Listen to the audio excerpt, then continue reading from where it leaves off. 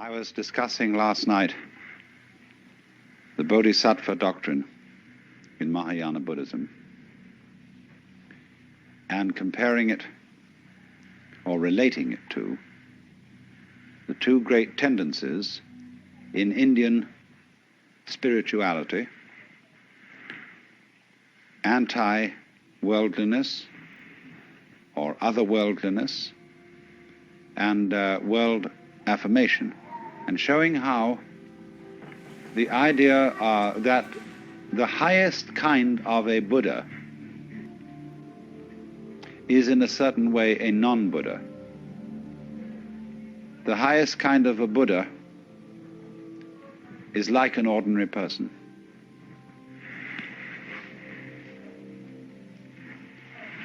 And this comes out very, very much in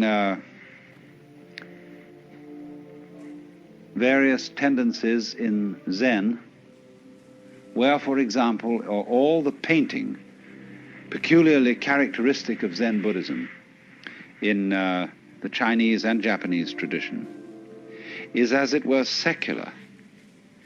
It has a peculiarly non-religious atmosphere. That is to say, the painting of Shingon sect and Tendai sect, as you saw it in the museum today, was religious painting. You could tell at once that the subject matter of these paintings is religious. But with Zen painting, the way of dealing with philosophical and spiritual themes is secular. So that when an artist like Sengai, living in the 17th century Japan, paints the Buddha, there is something slightly humorous about the Buddha. He wears his halo over one ear. There is an informality, a slight raffishness. And so this comes from China, from those great Sung artists like Liang Kai, who painted the sixth patriarch of Zen chopping bamboos, looking like the most extraordinarily unkempt country oaf. So, also, the greatest Zen painting has as its subject matter not really religious themes at all. It uses pine branches, rocks, bamboos, grasses, everything of that kind. And you would never know that these things were icons. Likewise also in poetry, which we will go into more extensively in the future. The superb expression of Zen poetry is derived from the Chinese poet Hokoji, who says, "Wondrous action, supernatural power, drawing water, carrying fuel."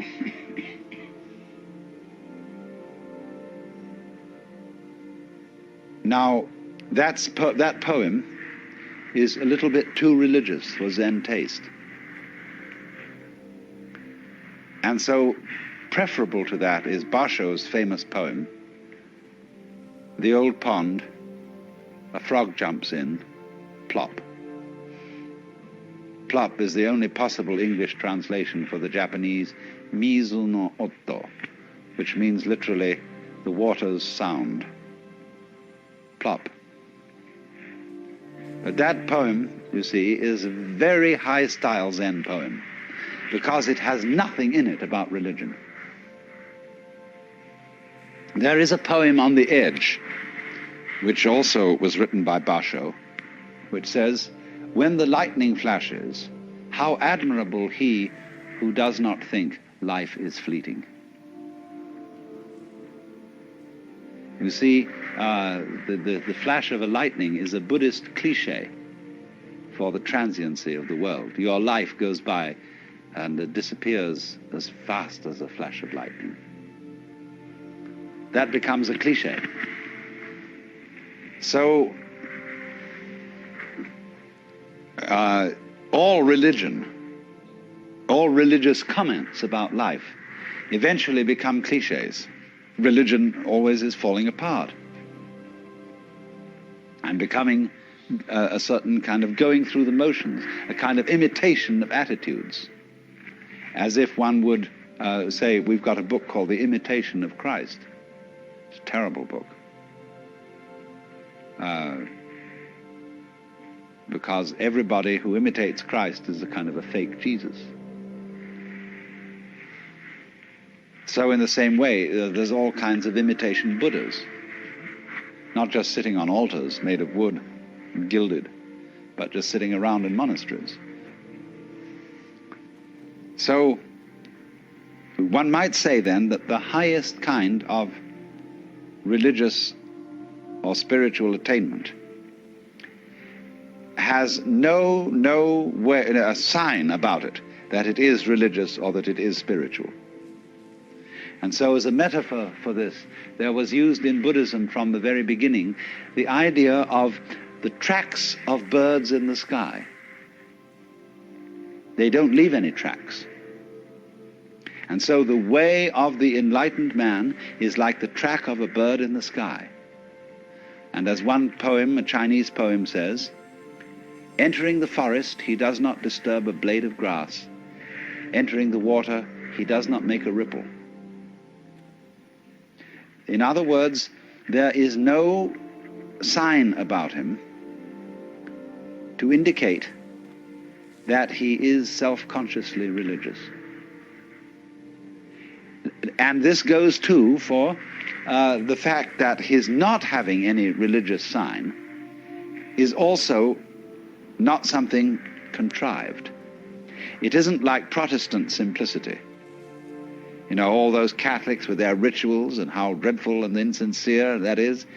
The real reason, you know, why Protestants think Catholic ritual is insincere? You know? It's expensive. Protestantism started in the burgher cities of Europe. Places like Freiburg, Hamburg, you know, and Geneva.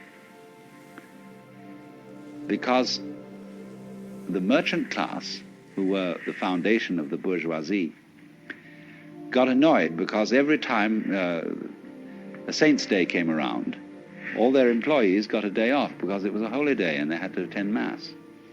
There were so many of these nuisance holy days, and all these contributions that were assessed by the church, buying your way out of purgatory and saying masses for the dead and so on and so forth, they found this not very economical. The priests were getting the money instead of the merchants. And so they decried as unbiblical and irreligious and wasteful all the finery of the Catholic religion and wanted something plain and simple. So it became, in course of time, a sign of being really religious, to avoid rituals and to avoid colorful clothing and splendor in churches, and to be as ordinary as possible. But that is not yet the real religion of me giving no sign of having a religion, because this simplicity and absence of ritual itself becomes a sign, a way of advertising how spiritual you are. So the completely bodhisattva type of person doesn't leave any track, either by being religious overtly or by being non-religious overtly. How will you be neither religious nor non-religious? See, that's the great test. How will you avoid that trap of being one or the other? It's like, are you a theist or are you an atheist? See, the theist is caught by God and the idea of God, the belief in God, but the atheist is equally caught. Because an atheist is very often an atheist because he cannot stand the idea that God is watching him all the time. that there is this constant all-seeing eye prying on your most private life. And that there's this, you know how when you're a child in school and you're writing something or doing arithmetic, and the teacher walks around the class and looks over your shoulder. Nobody wants to be watched like that. Even someone who's good at writing or at arithmetic doesn't want somebody looking over their shoulder while they're doing it. It puts you off. It bugs you. So the idea of the Lord God, who is watching us all the time, who is judging everything that we do, puts people off, and they can't stand it. So better be an atheist to get rid of teacher. So, but the atheist, you see, the man who advertises his disbelief in God is a very pious person. Nobody believes in God like an atheist. There is no God, and I am his prophet. So then, the true bodhisattva state is very difficult to pin down as being neither supremely religious nor blatantly secular. And people who think that the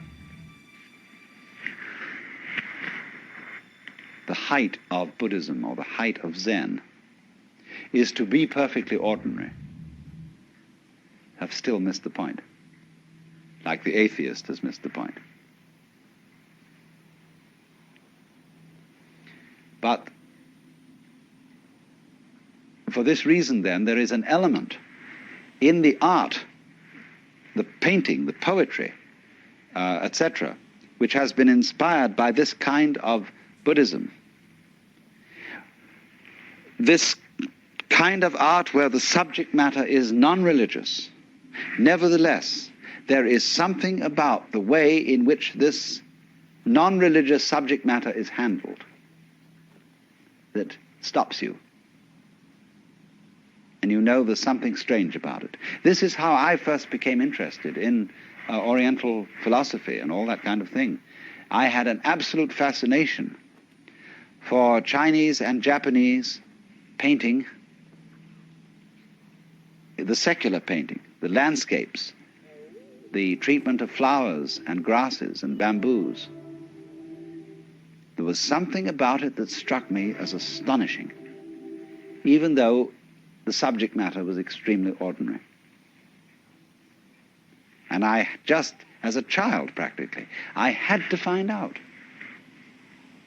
what was the strange element in those bamboos and those grasses. I was being, of course, taught by those painters to see grass. But there was something in there that one could never pin down, never put your finger on. And that was this thing that I will call the religion of no religion. The supreme attainment of being a Buddha who can't be detected, who, in this sense, then leaves no trace. You remember, some of you have seen those 10 paintings called the 10 Stages of Spiritual Ox Herding. And the author, there are two sets of these paintings. There's a heterodox one and an orthodox one. The heterodox one has as the man catches the ox, it gets progressively whiter, until in the end it disappears altogether, and the last picture is an empty circle. But the orthodox set of paintings doesn't end with the empty circle. The empty circle arises 2 from the end, 3 from the end. It is followed by 2 others. After the man has attained the state of emptiness, the state, in other words, of complete iconoclasm, the state of no attachment to any spiritual or psychological or moral crutch, there are two more steps. One is called returning to the origin, which is represented by a tree beside a stream. And the final one called entering the city with hands hanging down. That means hands giving a handout, as it were, giving bounty. And it shows a picture of the fat Buddha, Putai, or in Japanese known as Hotei, who has an enormous belly, big ears, who carries round a colossal bag. And what do you think this bag has in it? Trash. Wonderful trash. Everything that children love.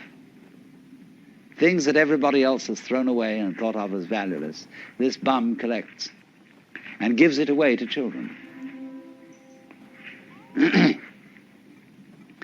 And so it says here that he goes on his way without following the steps of the ancient sages. His door is closed. That's the door of his house. And no glimpses of his interior life are to be seen. So, in other words, it's like when you erect a building, while you're building it, you have all kinds of scaffolding up. That shows you that building is going on. But when the building is complete, the scaffolding is taken down. To open a door, as they say in Zen, you may need to pick up a brick to knock at the door. But when the door is open, you don't carry the brick inside. To cross a river, you need a boat. But when you've reached the other side, you don't pick up the boat and carry it. So the brick, the boat, the scaffolding, all these things represent some sort of religious technology or method.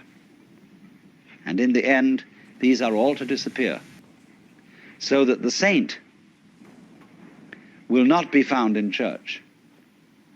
Don't take what I say literally. The saint can perfectly readily go to church without being sullied by church. But ordinary people, when they go to church, they come out stinking of religion. There was a great Zen master once, and one of his disciples asked him, "How am I making progress?" He said, "You're all right, but you have a trivial fault." "Well, what is that?" He said, "You have too much Zen." Well, he said, when you're studying Zen, don't you think it's very natural to be talking about it? The master said, "When it's like an ordinary conversation, it is much better." And so another monk who was standing by listening to this exchange said to the master, "Why do you so specially dislike talking about Zen?" And he replied, "Because it turns one's stomach." So what did he mean when he said, when it's like an ordinary everyday conversation, it is somewhat better? When the old master Joshu was asked, at the end of the kalpa, when everything is destroyed in fire, there will be one thing remaining. What is that? And Joshu replied, "It's windy again this morning." So in Zen, when you're asked a question about religion, you reply in terms of the secular. When you're asked about something secular, you reply in terms of religion. So what is the eternal nature of the self? It's windy again this morning. "Please pass me a knife." The master hands him the knife with the blade first. Says, "Please give me the other end." What would you do with the other end? See, here the disciple starts out with the ordinary. "Please pass me the knife." And suddenly he finds himself involved in a metaphysical problem. But if he starts out with the metaphysical, he's going to get involved with the knife. So now, to go deeply into the religion of non-religion, we have to understand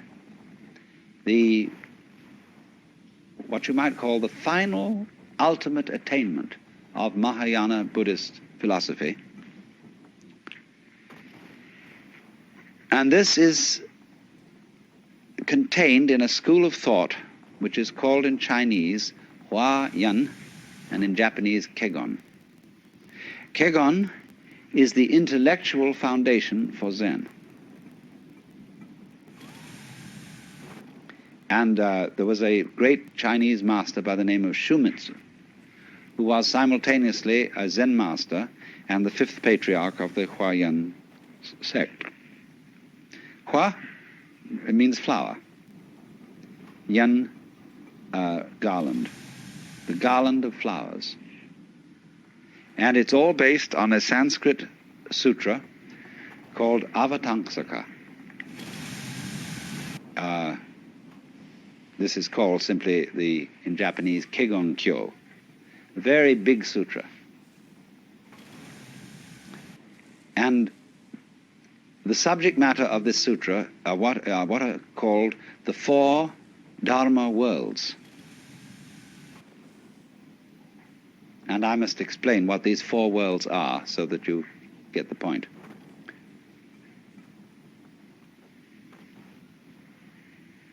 First of all, there is a level of being which we will call Ji. The word Ji, which is Japanese way of pronouncing the Chinese Chur, is the world of things and events.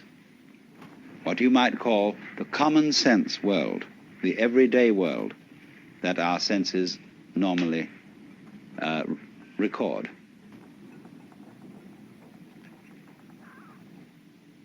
The word Ji, the character in Chinese, has a multiplicity of meanings because it can mean a thing or an event. It can also mean business, an affair, not in a love affair, but something in the way the French say les affaires, for business. Something important. It can also mean affectation. Putting something on or showing off. And so a person who is a master in Zen is called Buji, which means no business, no affectation, nothing special. The poem says, on Mount Lu there is misty rain, and the river Jiang is at high tide. When you have not been there, your heart is filled with longing. But when you have been there and come back, it was nothing special. Misty rain on Mount Lu, river Jiang at high tide.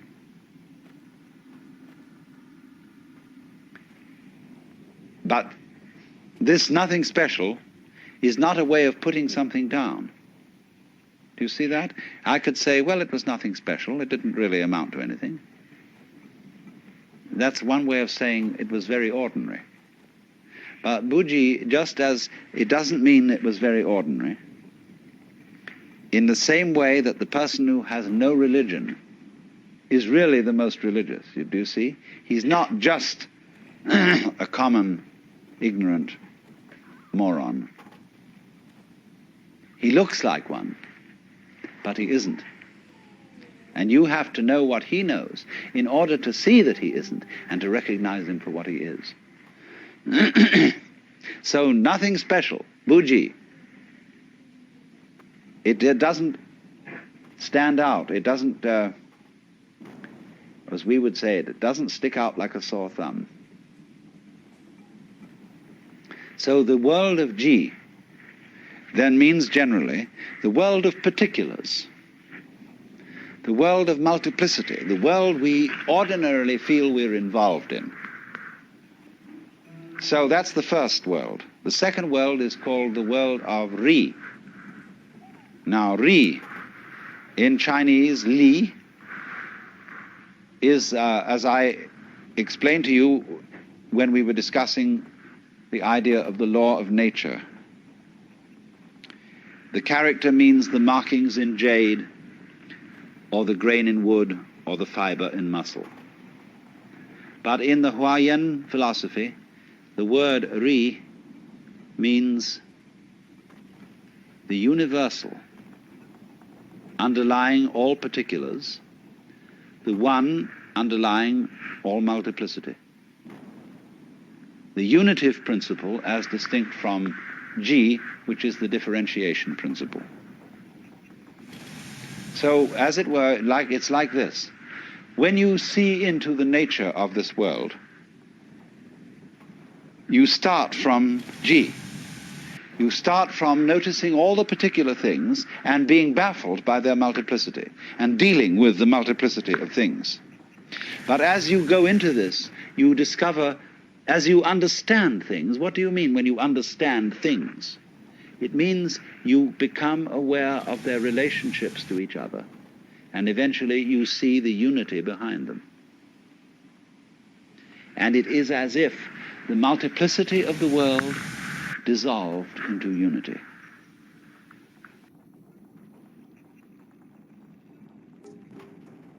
You start from noticing all the particular things and being baffled by their multiplicity and dealing with the multiplicity of things.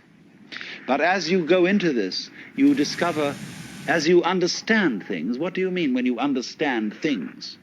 It means you become aware of their relationships to each other, and eventually you see the unity behind them. And it is as if the multiplicity of the world dissolved into unity. And so here you encounter a problem. I can see the world as a unity. I can see the world as a multiplicity. But how the devil am I going to put the two visions together? If I am to be a practical success in business, in family life, and so on, I have to observe the world of particulars. It's particulars that matter. I have to know chalk from cheese.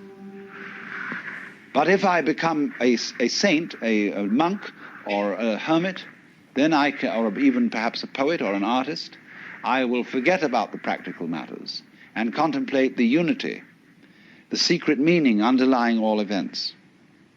But then all those practical people are going to say to me, you're falling down on the job. You've escaped from life. Because they feel that the world of particulars is the real world. But the other guy says, no, your particulars are not real.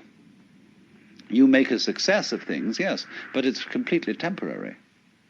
You think you're an important person, that you're really contributing to human life. But actually, your success in doing this sort of thing lasts for a few years, and then you fall apart like everybody else does. Where's your success now? When you're dead, what happened to the millions of dollars you made? Where are you? They're all gone. So that isn't real from the standpoint of the person who concentrates on the unity. So then, to perfect our understanding, we have to go to the third of these worlds, which is called Ri Ji Mu Ge.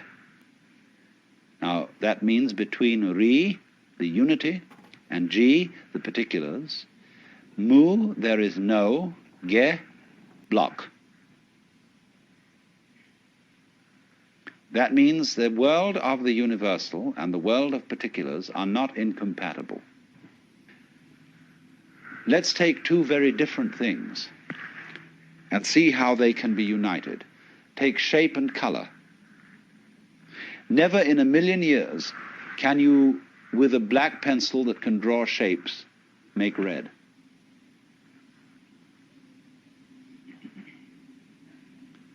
But if you have red, you can draw a circle. You can draw a red circle, even though the circle shape and the red color will never be the same. Yet red circle, they go beautifully together. So think of circle as G and red as Ri. The circle is the particular, the color is the universal. They go together. So then we might say the properly rounded out person is both spiritual and material, both otherworldly and worldly. This is the supreme attainment of a human being, to be both. Don't get one-sided. A person who is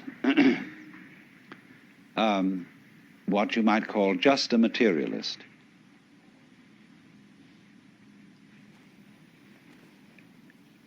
ends up by being very boring.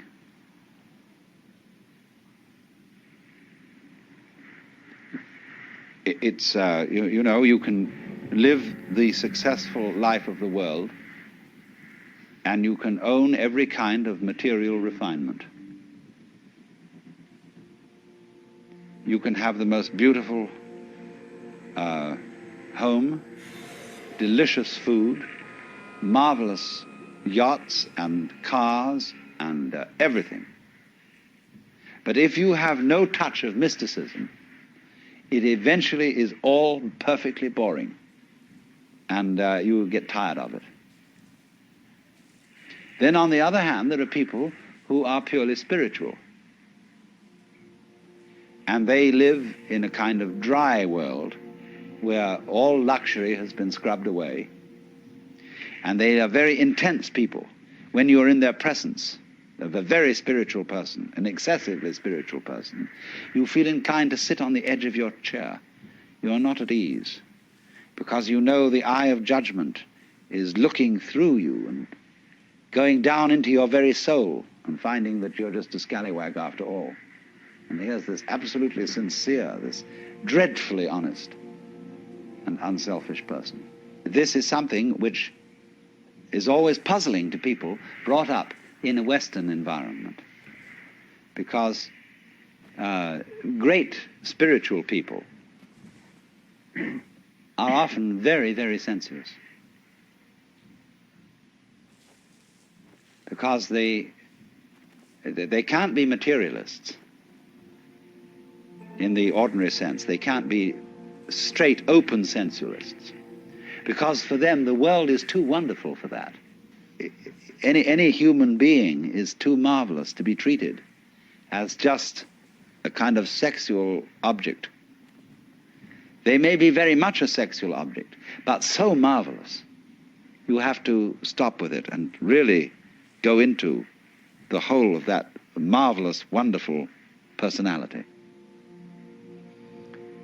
So there is a trouble, keeps coming up for the West.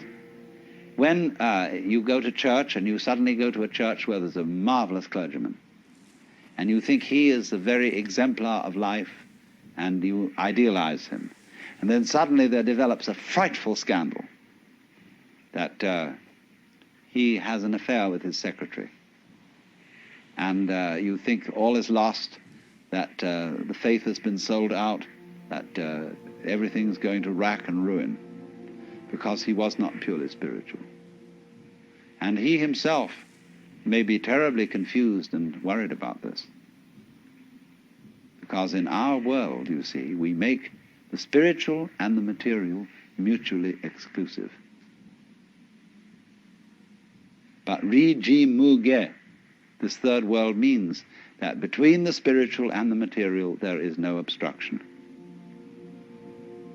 So we might say this would sound as if it were the highest level, but there's one more to come, which is called ji-ji mu-ge. This means then suddenly ri has disappeared, but between ji and ji there is no obstruction. Between one event and any other event or events, there is no mutual exclusiveness. Shall I put it that way? This is the doctrine, the highest doctrine of Mahayana Buddhism, which you could call the doctrine of the mutual interpenetration of all things, or the mutual interdependence of all things. And its symbol is what is called Indra's net. that is used in the Avatamsaka Sutra. Imagine at dawn a multidimensional spider's web covered in dew. A vast, vast spider's web that is the whole cosmos, and is not only a kind of a flat thing, but a solid thing, and a solid in 4, 5, 6, and n dimensions, covered with jewels of dew, all of which have rainbow coloring, and every drop of dew contains in it the reflection of every other drop of dew. And since every drop of dew contains the reflections of all the others, each reflected drop of dew contains the reflections, you see, of all the others, and so ad infinitum. Now this is the Mahayana vision of the world, which is to say, this is relativity, that whatever exists in this world and is characterized as something particular, as a thing, as an event, as something or other, you see, as a unit, this does not exist without all other such things and events. So that you might say any one event implies all events.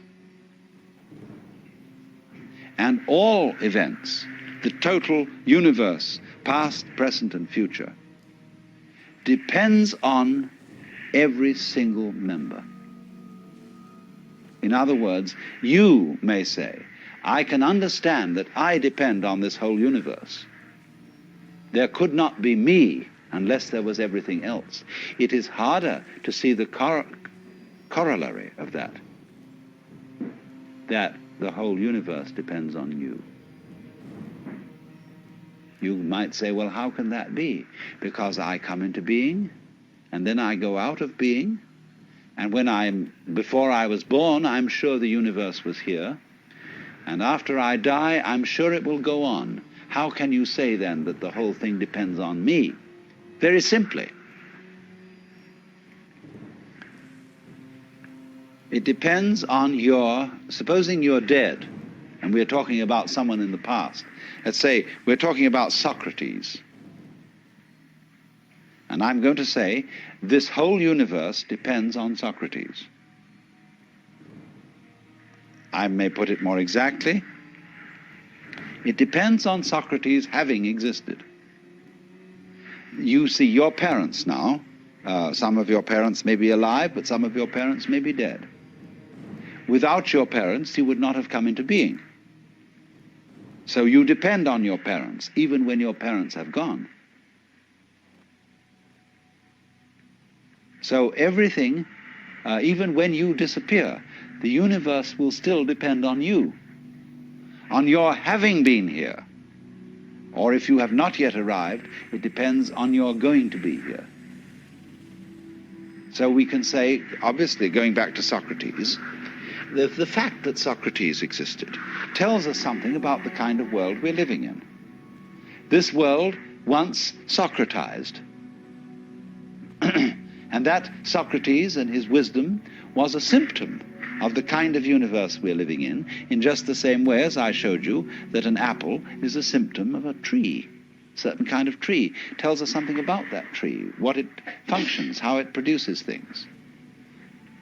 So a world which produced Socrates, or a world which produced John Doe,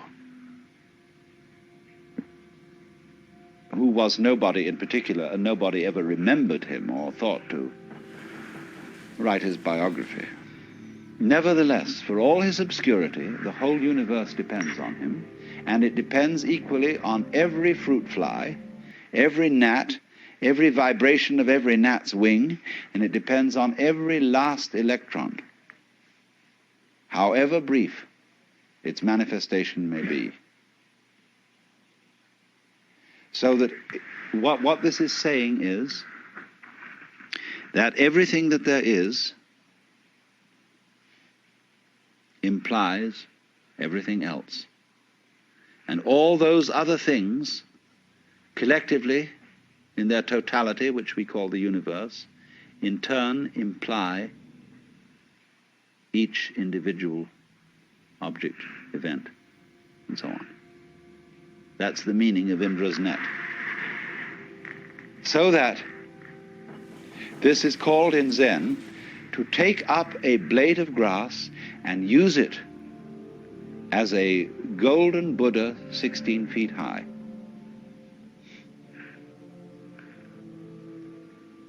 When you have a chain and you pick up a link, all the other links come up with it. You see? Because it implies, if this is a link, it is a link in a chain. If it isn't, it's just an oval piece of metal. But if it's a link, up come all other links. So if you are an event, every event, there's no such thing as a single event. The only possible single event is all events whatsoever. That could be regarded as the only possible atom. The only possible single thing is everything. But the things that we call things all imply each other. We know what we are only in relation to what we aren't. We know of the sensation of oneself only in relation to a sensation of something other. So the other goes with the self as the back goes with the front. And your life, however short, everything depends on it. If that did not happen, nothing would happen. So in this sense, the whole world bears your signature. It would not be the same world if it weren't for you. You've heard, haven't you, what is called the pathetic fallacy? This was an idea of the 19th century, which said that it was false and wrong to project human feelings on the world. The wind in the pine trees is not sighing. It's you who are sighing. The sun is not happy. It's you who are happy when the sun shines. So don't mix up your happiness with the sun. The sun has no feeling. The sun is not human. The wind has no feeling and is not human.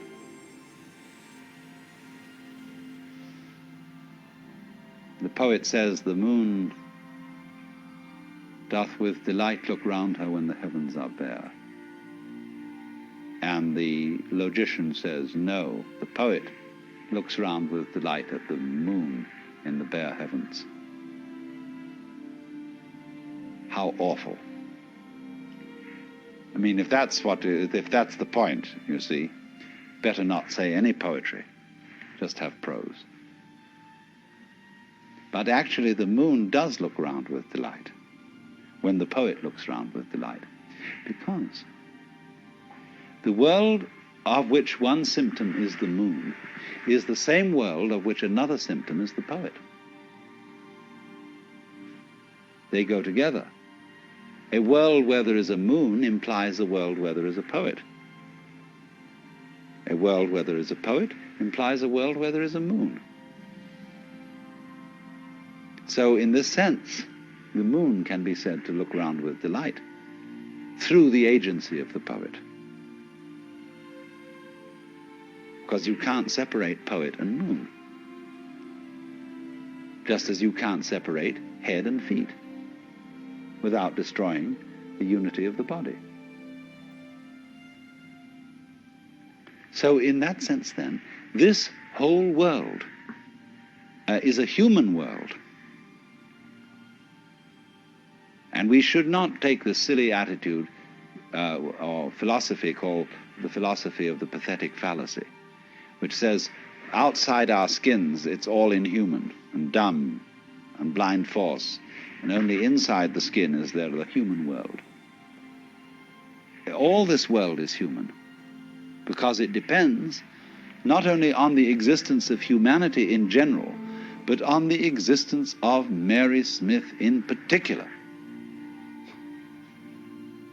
So the whole world is covered, as it were, with your personal signature. But at that moment when you suddenly seem to be everything, and to be Mr. A, you suddenly see the obverse of this, that your particular personality is nothing at all without everything else, without everybody else. I need, in order to be Alan Watts, I need every single other human being and the uncontrollable otherness of all those other human beings that I can't do anything about. They are going to be themselves whatever I do. And yet at the same time, I depend on all their difference from me, and yet they all depend likewise on me.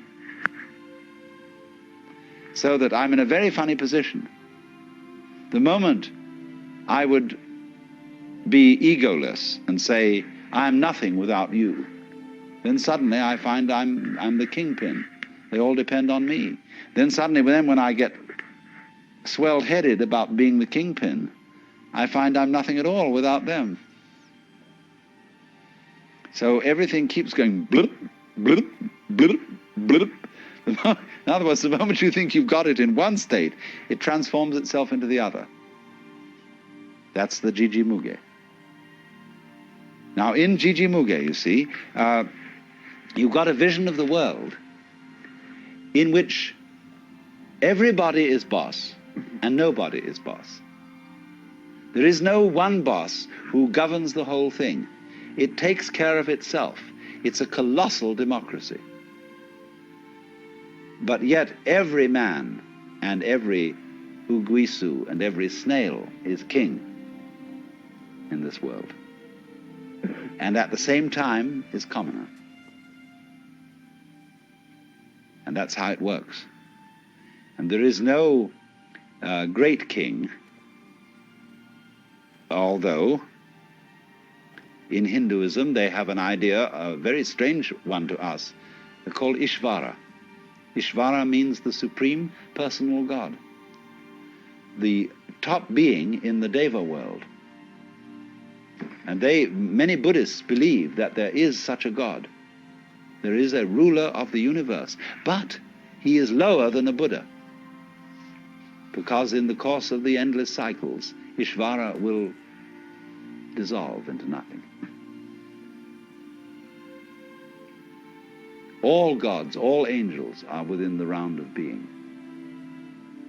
It's a very curious idea to our minds, and therefore, although Buddhists believe in God in that sense, they don't take it importantly.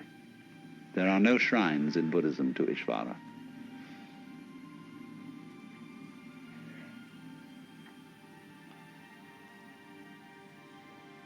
So then, it is through Jiji Muge, this idea of the mutual interpenetration and interdependence of all things, that we have the philosophical basis for Zen as a practical, non-intellectual way of life.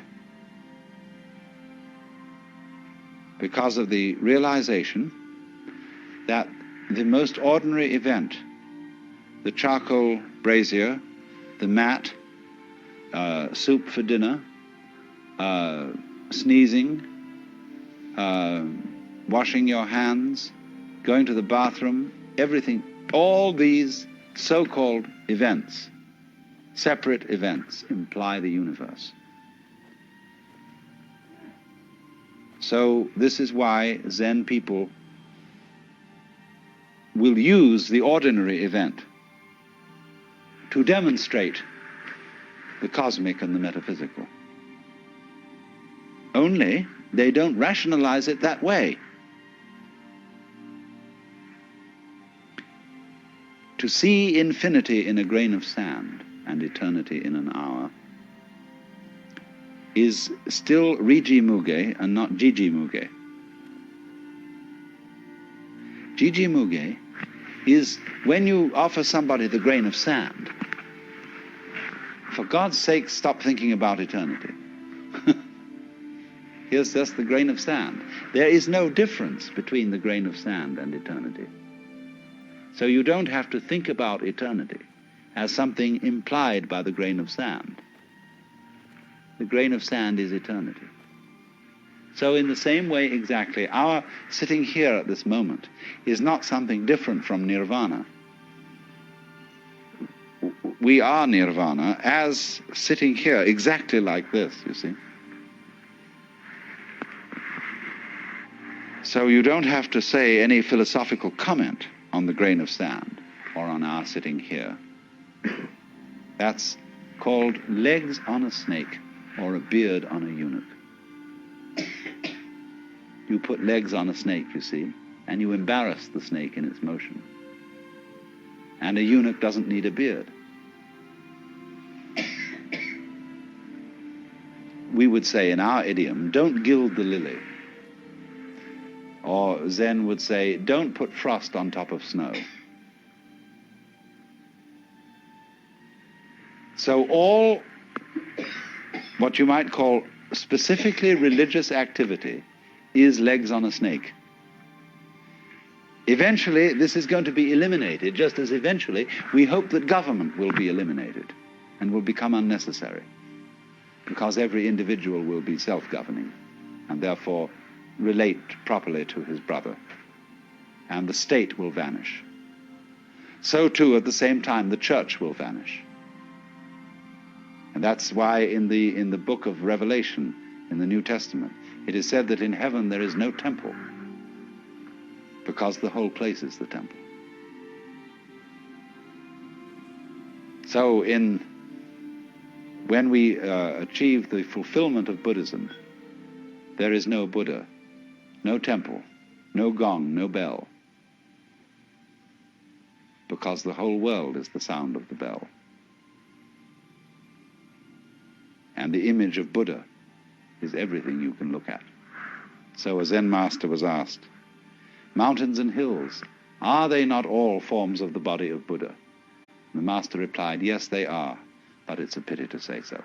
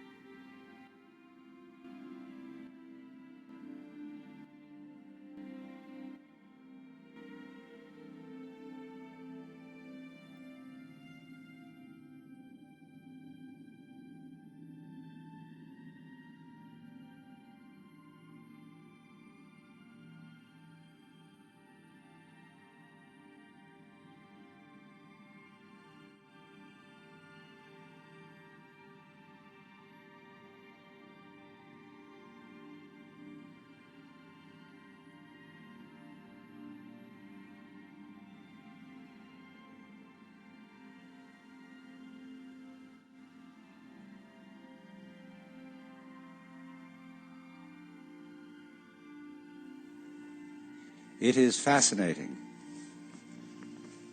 that an increasingly large number of people in the United States have become interested in the practice of what may generally be called meditation or contemplation, according to models that have been followed for centuries in Asia.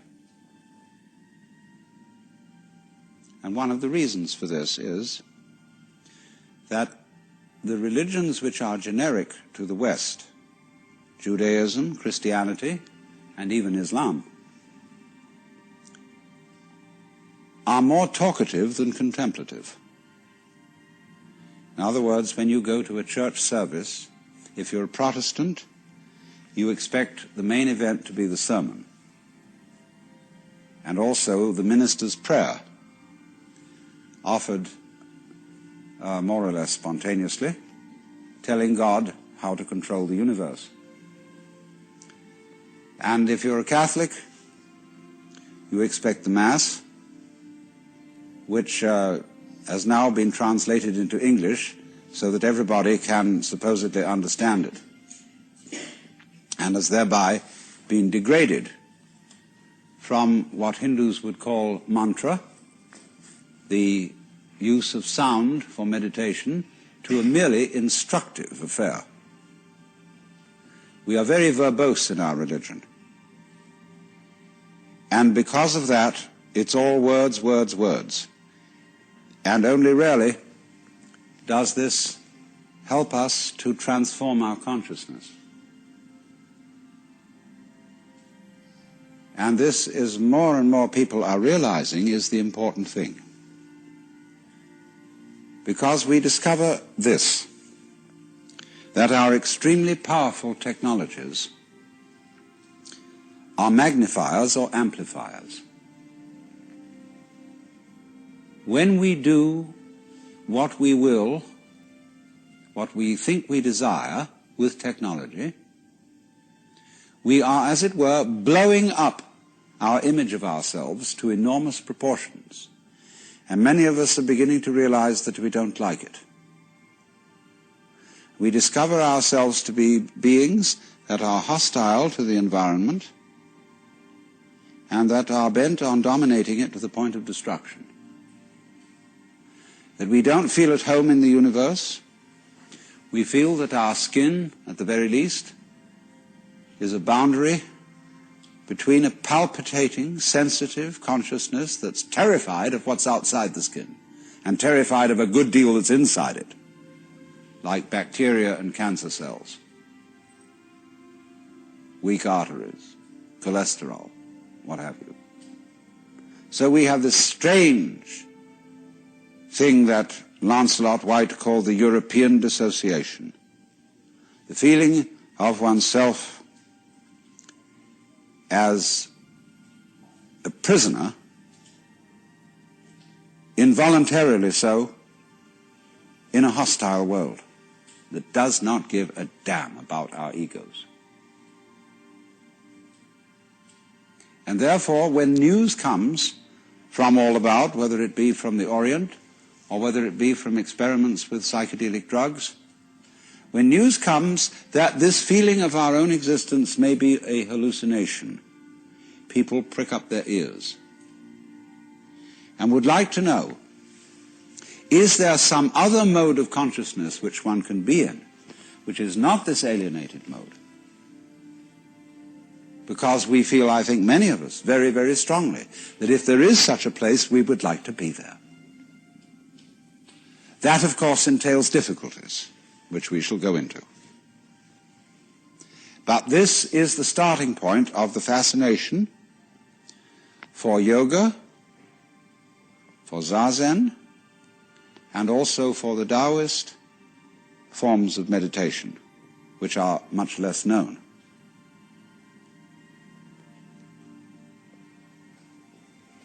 But there arise problems about this when we are going to convey these disciplines to Western people.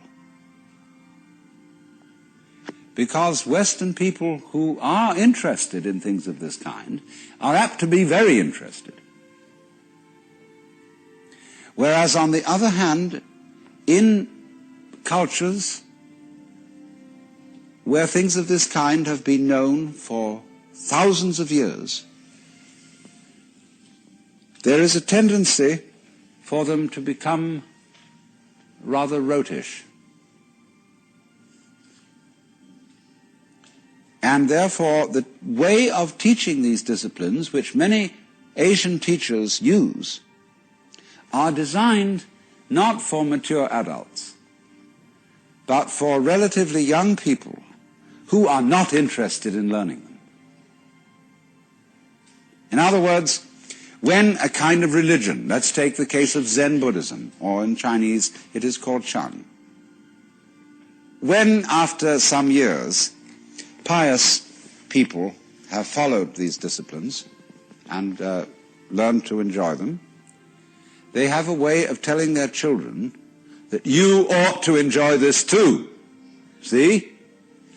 And we would like you to go to the monastery. And furthermore, when there's the superstitious feeling that raising a son to be a monk or a priest redounds to one's own good merit in future lives, the more sons you send into the priesthood, the better. It's the same in Catholic countries. It was the same among the British in the Anglican Church during the 18th century, when the first son of the family went into the law, because he had then a good chance of being a successful politician. The second son went into the army, and the third son went into the priesthood. And it is a matter of course. And they had no real interest in religion. They weren't really curious. It was something they were studying out of filial duty to their parents. And especially in these days in Japan, when in order to inherit your father's temple, you have to go to the monastery and take Zen training. It becomes a matter of some urgency. So you have a lot of unwilling young men, sometimes young women, in the nunneries, learning the meditative disciplines under the supervision of ecclesiastical taskmasters who are everywhere in the world exactly the same. I attended, from the ages of 13 to 17, an ecclesiastical boys' boarding school in England. I can assure you I've had enough of it. We were very sternly disciplined in the same way as Zen monks are disciplined in Japan today. And it just strikes me as funny that I have what I call the aching legs school of Zen, in which one sits in Zazen for an unnecessarily long time until one gets paralyzed. And then people come back from Japan or from anywhere and brag about how their legs hurt, as if it was some extremely esoteric discipline. And, you know, they bang them about with boards on the shoulders, and like in England, they swipe them on the bottoms with canes. And it's all the same old story. And I think we need to go beyond this and develop a certain maturity towards the practice of meditation that is not based on all this boys' boarding school business. But it's very difficult to make people who have been brought up in that system see the point. Because they say, well, we got it this way, and that's the way you have to go in order to get it.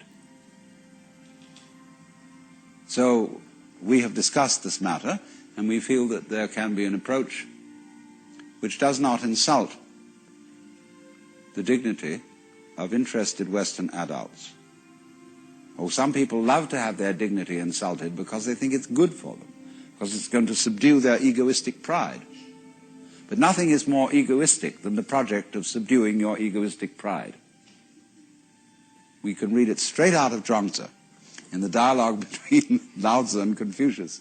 Or, you know, it's an apocryphal dialogue. Zhuangzi was a great humorist, and he used the most outrageous stories and examples to illustrate his points. And so he put into the mouth of Confucius all sorts of things that Confucius would never have dreamed of saying, but he also arranges a dialogue between Lao Tzu and Confucius in which Confucius gets the wrong end of the stick, where Lao Tzu talks to him and asks him, what is your teaching? And he says it is charity and duty to one's neighbor and absence of self. Well, he says, sir, you are causing great disruption in the empire. Is not your elimination of self a positive manifestation of self? You are like somebody beating a drum in search of a fugitive. I mean, we would say it is like the police about to raid a whorehouse with the sirens on, so that everybody hears them coming and runs away. You see? So in the same way, when you go after with a project to eliminate your selfishness, nothing could be more in the nature of spiritual pride. And you will work on it, and the more you work on it and get uptight and stiff, the more your spiritual bulge increases.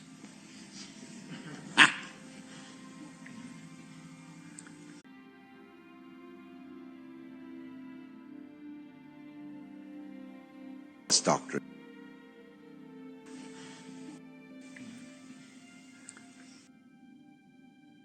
So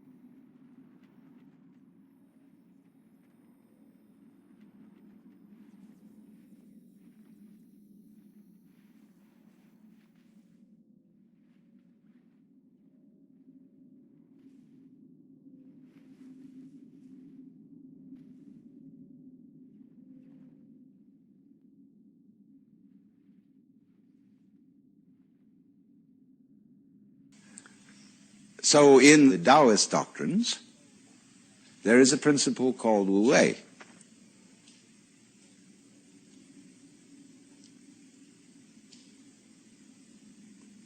And this means, Wu means none or not, no, negation. Wei has a combination of meanings. It can mean action, making, but the best translation I have found for it is forcing. And so Wu Wei is the principle of not forcing in anything that you do. Now we know when we watch any performance of an artist, be it a dancer or an actor or a musician, we know immediately when the performance is forced. And we say it doesn't ring true, it's too artificial, it doesn't seem to be natural.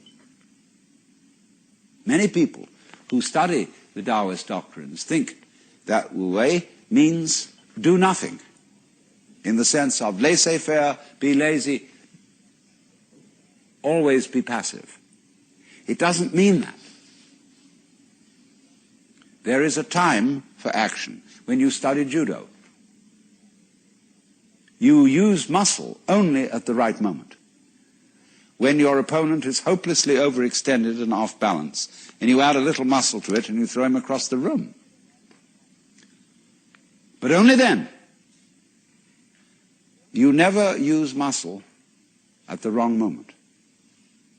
For as Shakespeare knew perfectly well, there is a tide in the affairs of men which, taken at its flood, leads on to fortune.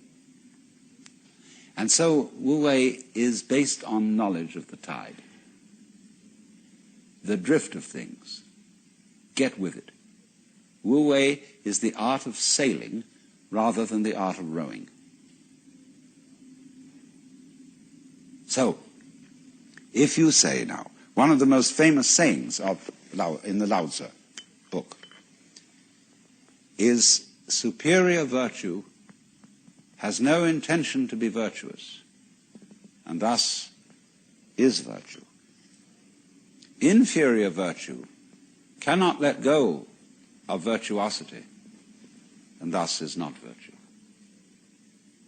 So one could also say, the real Wu Wei is not intentionally Wu Wei, and so is Wu Wei. But inferior Wu Wei so tries to be Wu Wei that it isn't. In other words, this is saying Wu Wei is not a matter of cultivated passivity or even of cultivated spontaneity, because there are people who think that they are released, that they have realized that they are the Tao, as all of us in fact are, or that you are, to put it into Vedanta terms, every one of us is the Brahman, the eternal self of the universe, beyond all description or classification or thought. And you say, okay, baby, I'm that. Now I'm going to have a ball. Well, what kind of a ball do they have? Well, what they do is they look up the rules on which society runs and do the opposite. Well, that's still running by the rules of society. And it's the mirror image in reverse. That's not spontaneity. You have to be able to realize that you don't know what you really want to do until you are very quiet. And it tells you. So, to quote Jesus, unless you become again as a child, you cannot enter the kingdom of heaven. And if you read the Bible, incidentally, which is a very dangerous book, as I'm going to be demonstrating in Playboy this December, but understand heaven in a very literal sense, space. See, we are in heaven now because the earth is a spaceship and heaven is space. what is called in Chinese gung, Japanese gu, the void. That's what is important. That most of us don't know this. Even Shakespeare has one of his characters saying, "Oh, that this all too solid flesh would melt." But do you know you are much more space than you are anything else? If the ponderable, I won't say matter, the ponderable whatever in your bodies were condensed and all put together, it would be smaller than the point of a pin. And anyway, somebody once said, even a bishop is 80% water.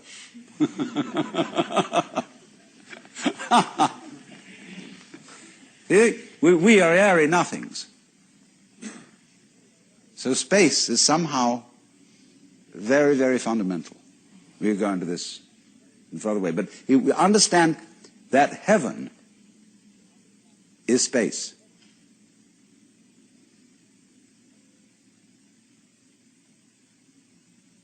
And all those references in those nursery rhymes that we learned as children, which were the hymns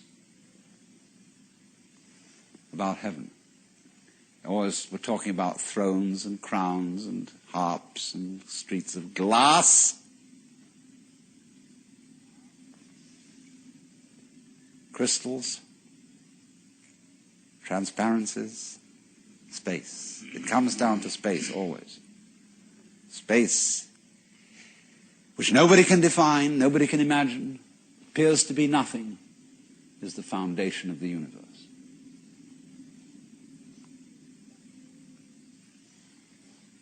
But you have to become again as a child to see that. Now you go back to your childhood. What were the fascinating things? What's out there?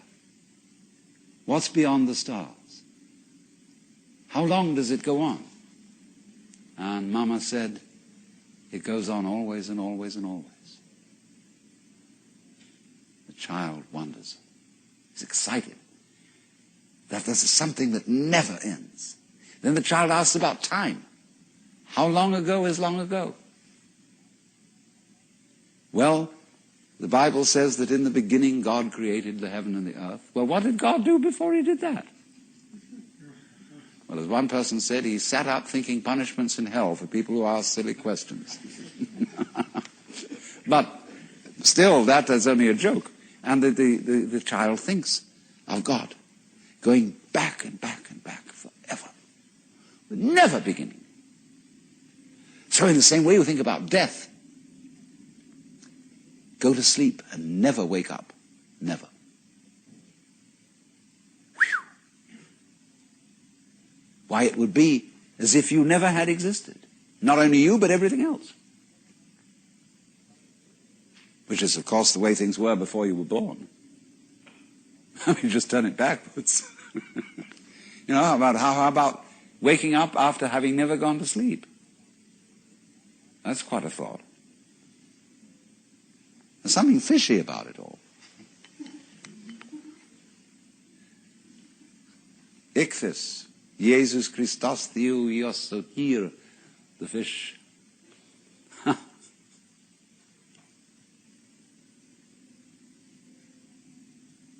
So we get a funny feeling when we think those questions really through. Very funny feeling. And children, you see, love to get into that funny feeling. Children do all kinds of weird things. They like to spin around as fast as possible, so they watch suddenly the whole ground goes tilting. They do this thing giddy, giddy, giddy, giddy with their eyes, and they go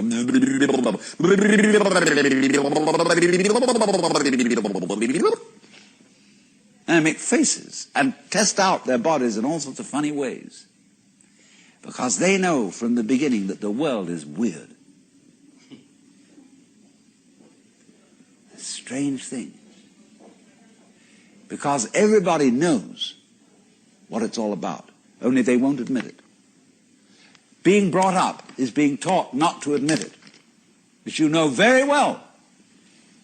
what's going on. But in order to find out once more as an adult, you have to become again as a child. So what does that involve? It means, ladies and gentlemen, would you please check your ideas and opinions at the door, first of all. All your philosophical and religious views, all your logic, because I say check it at the door advisedly because you can pick it up again when you go out if you feel unsafe without it. I'm not trying to argue you out of your opinions and views. I'm merely suggesting that for the sake of an experiment, you temporarily suspend them. And view what is as if you didn't even know how to talk. Red is not red, blue is not blue. Hard is not hard, soft is not soft. Male is not male, female is not female. There is just this jazz.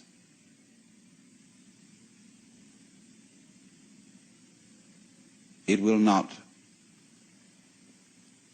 be possible to compel yourselves into this way of looking at things, because what Buddhists call habit energy is going on. And as I talk to you, you will find yourselves thinking in a compulsive and habitual way, this is red, this is green, this is something, this is nothing, this is solid, this is space. All right, but treat those thoughts that are going on in your head in exactly the same way as if they were, see? That's all they are. Like shapes in the spray as the sea breaks on the rocks. Now, please don't get agitated that this is an anti-intellectual point of view, that this is undermining the value of logic and reason and so on. Just we'll bring all that back later when we need it. But just for the time being, let's simplify. Close your eyes. Listen.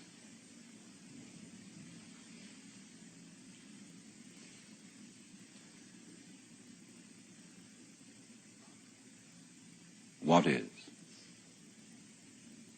What do you really and truly, honestly hear? Don't name it. Just as if it were music.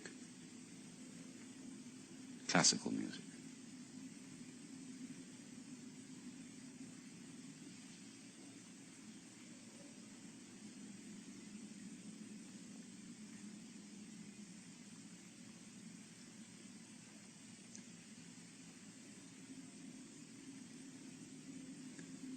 Can you hear the past? Can you hear the future?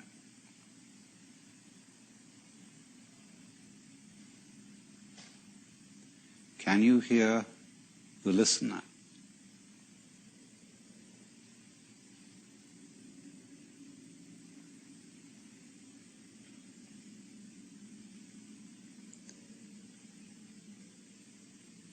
Where do the sounds come from? Ears alone, please. Look, Mama, no hands. Let them tell you the truth.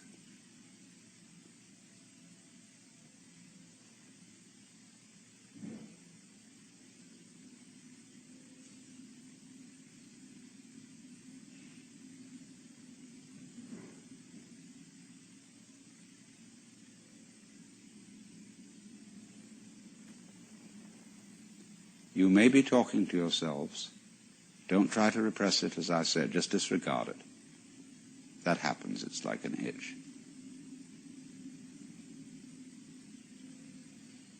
Really listen. Dig that sound.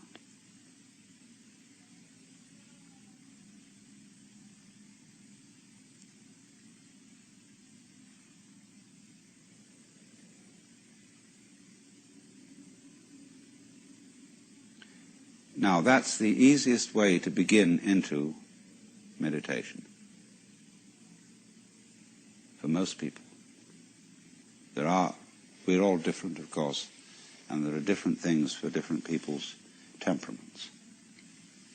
But But I find it simplest to illustrate it by hearing without comment, so that you can get into tune with what is. You can't really get out of tune with it, but we don't know that yet. Maybe some of you do.